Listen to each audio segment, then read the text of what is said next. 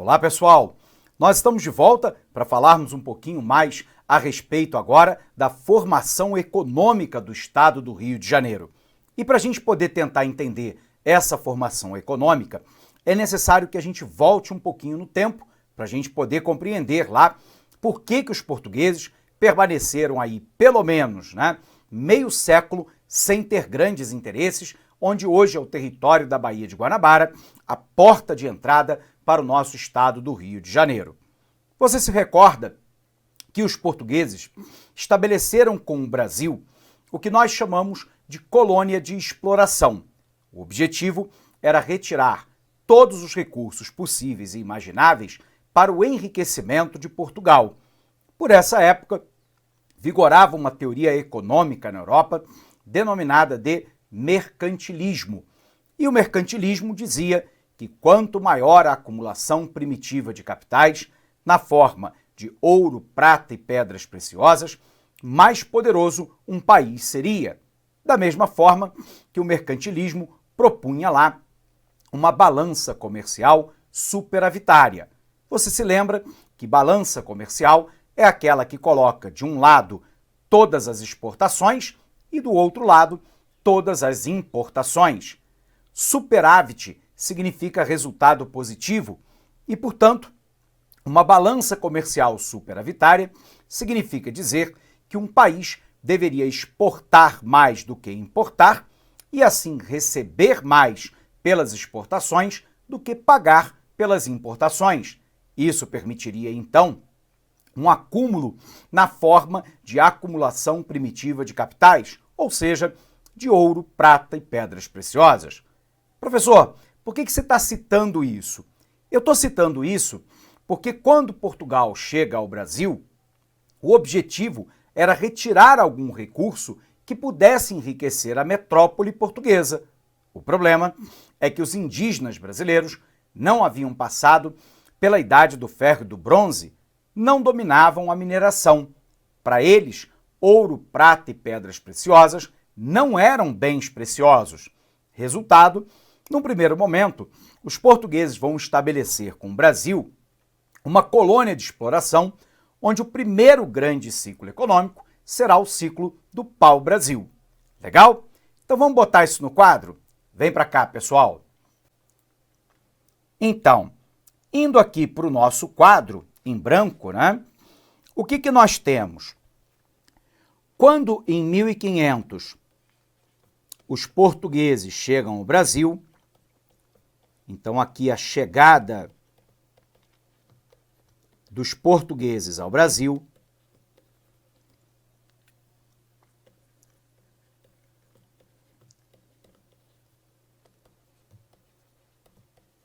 eles tratam de estabelecer com o nosso país uma colônia de exploração.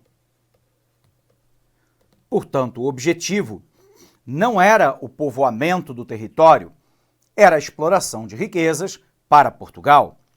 Dentro desse contexto, vigorava as teses mercantilistas. E o mercantilismo propunha primeiro uma acumulação primitiva de capitais,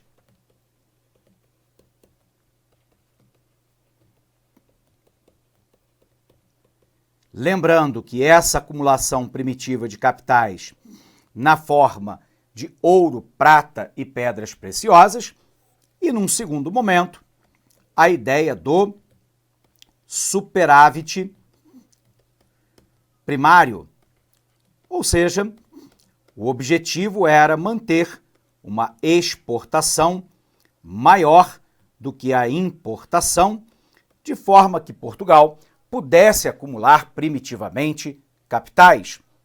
O primeiro grande ciclo econômico, então, do Brasil será o ciclo do pau-brasil.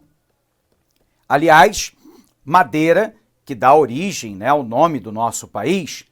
Essa madeira era largamente encontrada na faixa litorânea, que ia na Mata Atlântica do Rio Grande do Norte até o atual estado do Rio Grande do Sul. O pau-brasil Quando cortado, ele soltava uma seiva avermelhada que tingia toda a madeira, e isso fazia com que a madeira parecesse estar em brasa. Ora, essa condição, então, dá o nome do nosso país, Brasil, terra do pau-brasil, daquele pau que, quando cortado, parece uma brasa, porque solta uma seiva avermelhada que era utilizado na Europa para tingir tecidos. É óbvio, pessoal, que a extração de pau-brasil não seria suficiente para o enriquecimento de Portugal. Portugal, então, estabelece na área do Nordeste brasileiro o que nós chamamos de Nordeste açucareiro. Se implanta lá a cultura da cana-de-açúcar.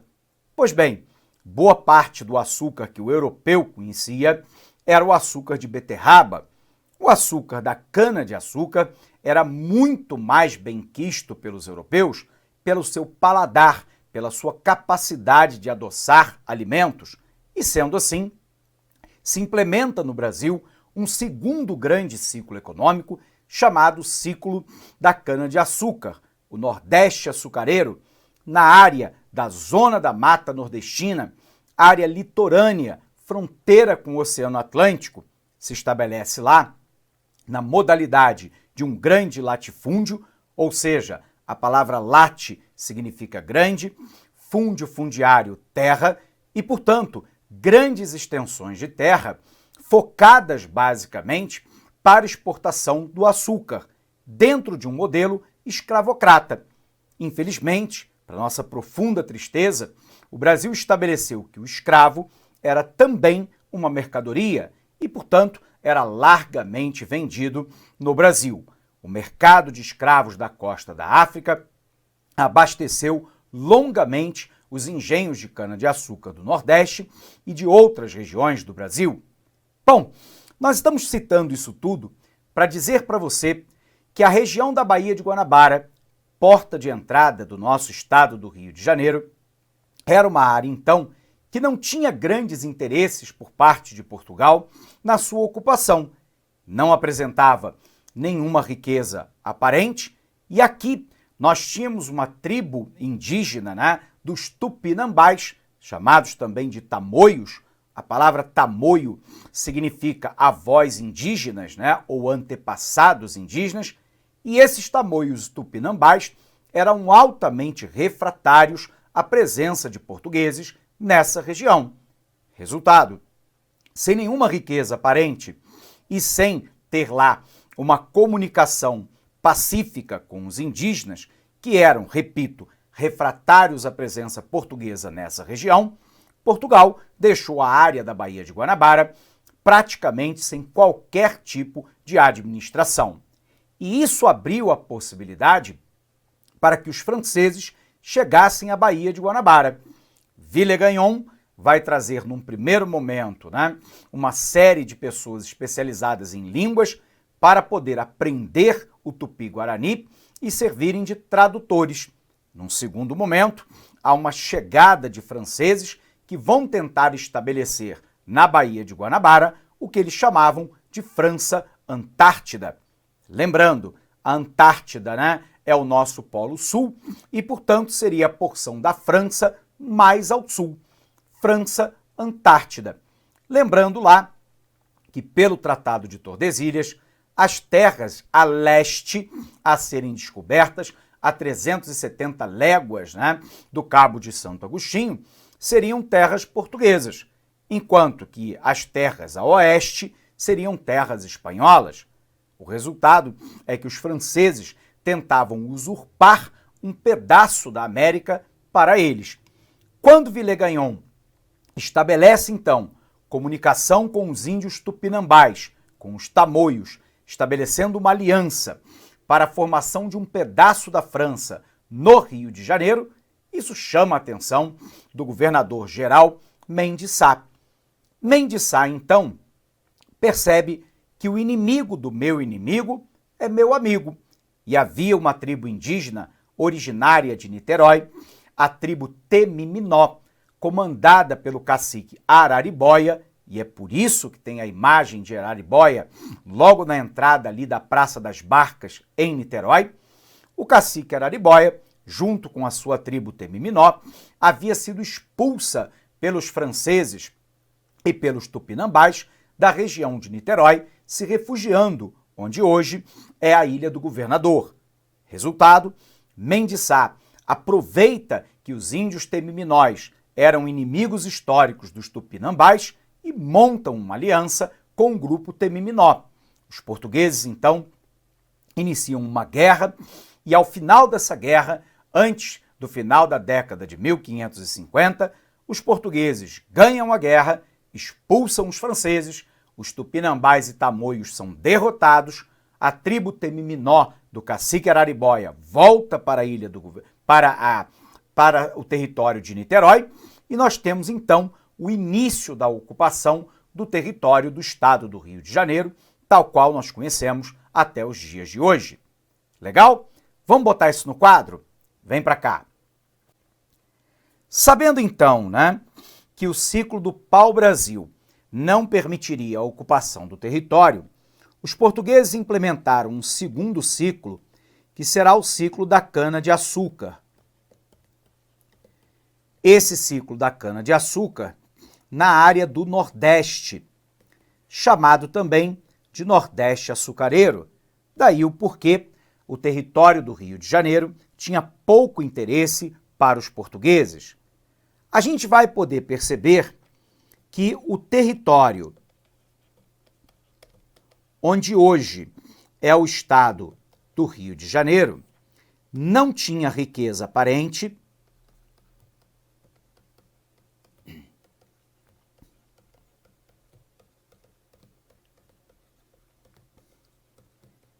e, ao mesmo tempo, apresentava os índios tupinambás,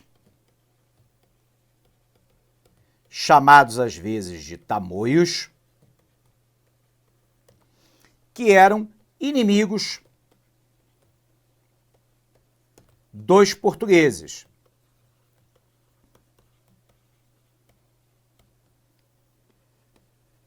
O resultado é que a França, através de Villegagnon, vai se aproveitar para criar a chamada França Antártida.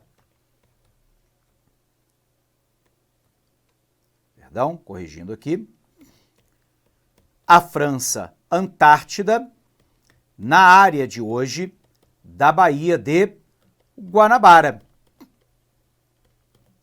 E, portanto, haverá uma aliança histórica da França com os índios tupinambás. O então governador-geral Mendes Sá vai se aliar, então, aos índios temiminós. Esses índios temiminós ocupavam o território que hoje é a cidade de Niterói, comandado lá pelo cacique Araribóia. E a partir daí, como os índios temiminós também eram inimigos históricos dos índios tupinambás, se dará uma guerra pela reconquista do território da Baía de Guanabara. Essa guerra termina com os portugueses e o cacique Araribóia ganhando a guerra, derrotando os franceses, que são expulsos, e ao mesmo tempo os índios tupinambás. Estava aberta então a possibilidade para exploração do território do estado do Rio de Janeiro. Num primeiro momento, o estado do Rio de Janeiro terá algumas atividades econômicas consideradas secundárias no Brasil como um todo. Nós teremos aí o plantio de tabaco numa extensa área, do Rio de Janeiro, pegando inclusive onde hoje é o território de Duque de Caxias, São João de Meriti, Nova Iguaçu.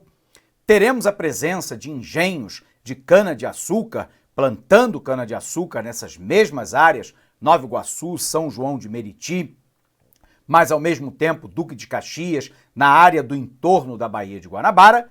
Em Niterói, o cacique Araribóia, junto com os portugueses, dará início à criação de gado e a uma agricultura de subsistência, cujo objetivo era alimentar o próprio núcleo familiar. Era comum na Baía de Guanabara a caça à baleia, já que o óleo de baleia era utilizado aí para abastecer as lamparinas e iluminar o interior das casas. E nós vamos observar também que a região portuária do Rio de Janeiro se transforma numa área importante, basicamente por dois motivos. Primeiro, pela chegada dos negros escravizados ao Brasil, que eram comercializados na região do Porto do Rio de Janeiro, e ao mesmo tempo, porque nessa região do estado do Rio de Janeiro, nós vamos ter mais tarde a exportação de ouro para Portugal. Observe lá que a gente tem então que essa porta de entrada dos escravos através do Porto do Rio de Janeiro torna o Porto do Rio de Janeiro um dos mais importantes do Brasil, mais tarde rivalizando com o Porto de Santos, em São Paulo. A gente vai observar também que uma importante indústria náutica irá se estabelecer na Baía de Guanabara, e isso permanece até hoje. Aproximadamente um terço das embarcações, plataformas de petróleo, navios sonda, dentre outros, são produzidos no estado do Rio de Janeiro. A tradição de uma indústria náutica vem desde o início da ocupação do território da Baía de Guanabara. Bom, a gente vai poder observar então que o Brasil terá o período da cana-de-açúcar e mais tarde os portugueses vão descobrir então ouro nas chamadas Minas Gerais do Império, onde hoje é o atual estado de Minas Gerais. Cidades como Tiradentes, Mariana, Ouro Preto, Congonhas, dentre outras, se transformam em importantes áreas auríferas. O ouro era encontrado logo próximo ao veio da rocha e, portanto, é chamado de ouro de aluvião, onde a extração é relativamente fácil. Resultado, há um deslocamento econômico do centro econômico brasileiro do Nordeste açucareiro para Minas Gerais. Em Minas Gerais se explorava lá ouro, prata e pedras preciosas, que eram então exportados para Portugal através do Porto do Rio de Janeiro. Mas daí nós temos um problema. Piratas e corsários, qual é a diferença entre o pirata e o corsário? O corsário é uma espécie de pirata que tem uma carta de corso. Portanto, ele tem uma autorização do governo do país que ele representa para praticar a pirataria, abre aspas, de maneira legal em nome do seu país. Então nós tínhamos corsários franceses, holandeses e britânicos que ficavam só esperando as embarcações portuguesas saírem da Baía de Guanabara para poderem atacá-los e roubarem todo o ouro. Resultado, os portugueses então estabeleceram um caminho do ouro que vai de Paraty até a região das Minas Gerais do Império, atual estado de Minas Gerais. Portanto, esse caminho do ouro criava uma dificuldade adicional para os piratas e corsários, porque eles nunca sabiam por onde partiria a embarcação, se pelo Porto do Rio de Janeiro ou pelo Porto de Paraty. Aliás, uma curiosidade assim interessante no Brasil é que por essa época, 1/5 do ouro retirado do Brasil era chamado quinto do rei, ou seja, 20% de todo o ouro, prata e pedra preciosa ia na forma de pagamento de tributo para o rei em Portugal. Brasileiros e portugueses, querendo fraudar o pagamento desse tributo, quinto do rei, estabeleceram então uma série de imagens sacras, imagens de santos, que era retirado o miolo da imagem, por isso a expressão santo do pau oco, porque ele é oco por dentro, e aí se colocava ouro, prata e pedras preciosas ali e um tampão por baixo. Resultado, as peças sacras entravam na Europa como se fossem imagens de santos da Igreja Católica, que que obviamente não pagava tributo. Ao chegar no interior de Portugal, era retirado o tampão e o lacre, o ouro, a prata e pedras preciosas eram retiradas, o tampão era colocado de volta e a imagem voltava para o Brasil. Ou seja, a sonegação fiscal ela faz parte dos primórdios, né, do estabelecimento do Brasil e, ao mesmo tempo, dá origem a uma expressão santo do pau oco, que parece bonito por fora, mas é oco por dentro, nesse caso, para contrabandear ouro, prata e pedras preciosas. Legal? Vamos botar isso no papel? Vem para cá. Bom, com a vitória de Mendes Sá, então, né, a gente vai ter o início da ocupação portuguesa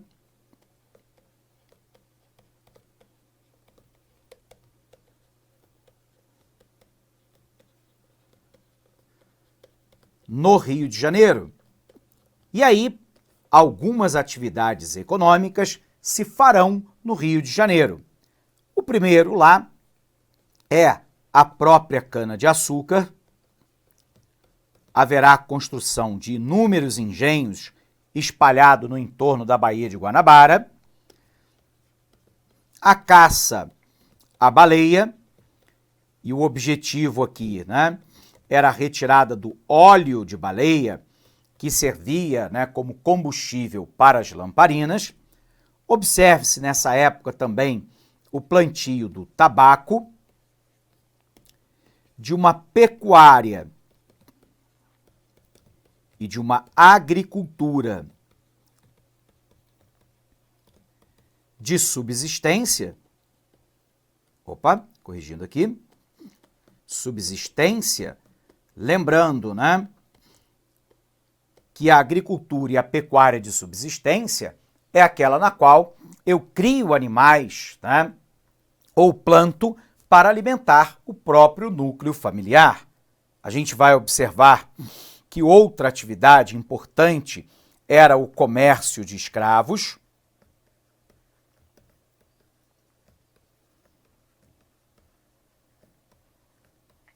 E o Porto do Rio de Janeiro, junto com o Porto de Paraty, no extremo sul do estado do Rio de Janeiro, viram uma rota do ouro. Isso porque, com a descoberta de ouro, prata e pedras preciosas nas Minas Gerais do Império, a área do Porto do Rio de Janeiro e de Paraty se torna uma rota de exportação desse ouro para a Europa. Então aqui o ouro, a prata e as pedras preciosas vindas de Minas Gerais, das chamadas Minas Gerais do Império, atual Estado de Minas Gerais. E, portanto, uma economia fortemente calcada no setor primário, lembrando que o setor primário é agricultura, pecuária, extrativismo vegetal e mineral, voltados para exportação, ou seja, para o enriquecimento de Portugal. Bom, esse era o cenário, então, do início da ocupação do estado do Rio de Janeiro. Para a gente fazer, então, uma revisão sobre o que nós vimos nessa aula, vamos dar uma olhadinha agora no nosso material e lembrar aí e tirar eventuais dúvidas e consolidar o nosso conhecimento. Vem para cá. Bom, pessoal, o que nós temos então, né? Nós temos aqui a formação econômica do nosso estado do Rio de Janeiro, um tópico importante lá do nosso edital, né, que versa sobre as características econômicas do estado. E nós temos um período que vai de 1500 a 1555, né, onde haverá uma forte hostilidade dos indígenas, lembrando, né, que esses indígenas eram os indígenas tupinambás.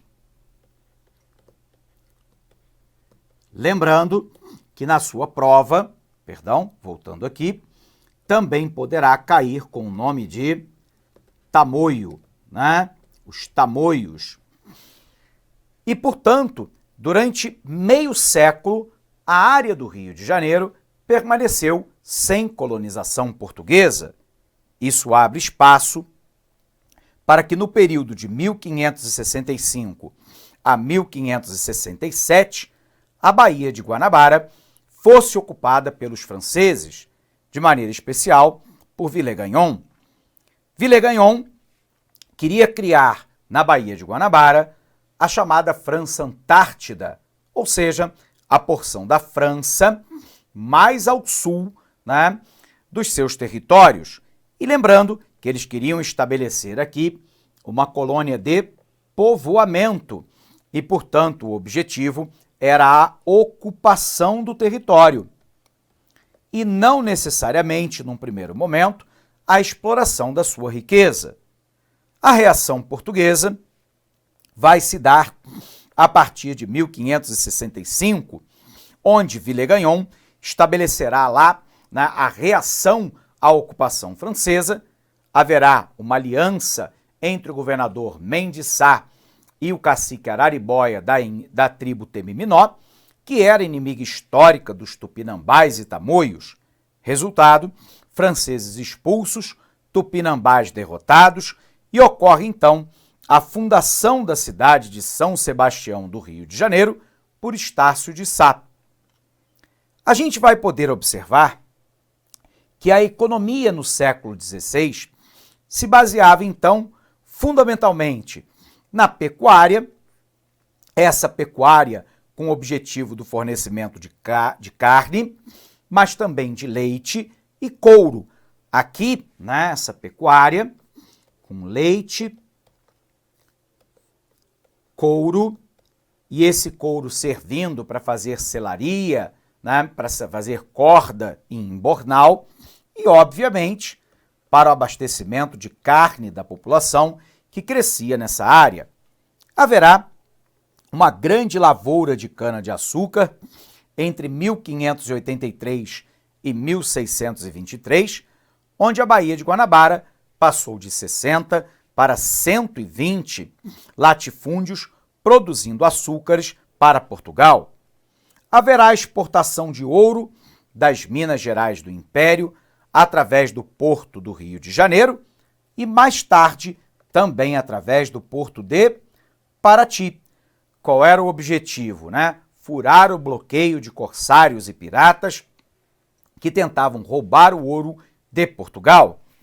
Por essa época, o Porto do Rio de Janeiro tem uma intensa atividade de comércio de escravos, bem como nessa região haverá a produção de tabaco, a pesca de baleia para extração de óleo da gordura de baleia e a manufatura da construção naval.